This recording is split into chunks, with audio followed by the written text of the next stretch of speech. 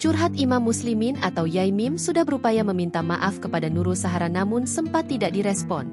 Diketahui, saat ini Yai Mim sudah kembali ke rumahnya. Ia pun langsung berniat bertemu tetangganya yang juga pemilik rental mobil, Nurul Sahara, dan suami, Muhammad Syofwan. Dosen filsafat itu menyampaikan permohonan maaf kepada Sahara dan Syofwan atas perseteruan yang telah berlangsung baru-baru ini. Namun disebutkan Yai Mim Sahara sempat tidak merespon permintaan maafnya.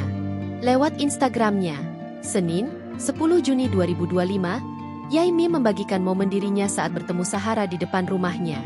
Namun Sahara tampak tak menoleh ke arahnya. Yai Mim sudah berupaya meminta maaf kepada Ibu Sahara di tengah, tapi beliau tidak mau merespon, tulisnya.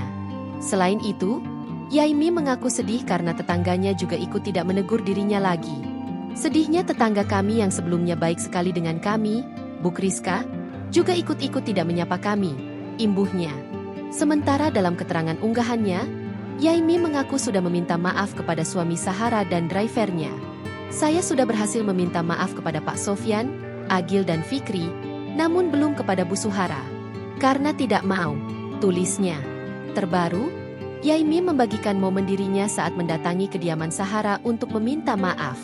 6 Oktober 2025 jam 10 pagi, Alhamdulillah berhasil minta maaf kepada Ibu Sahara, tulis akun Yai Mim, seperti dikutip Tribun News. Dalam video itu Yai Mim terlihat mengenakan kaos singlet putih dan sarung merah. Di sana terlihat Sahara dan Syofwan serta sejumlah pria sedang bersantai di gubuk pos. Bak saya minta maaf. Saya minta maaf nggih. Bak Sahara saya minta maaf. Saya dari hati, ucap Yai Mim. Yai Mim lalu bersalaman dengan Sahara dan Syofwan.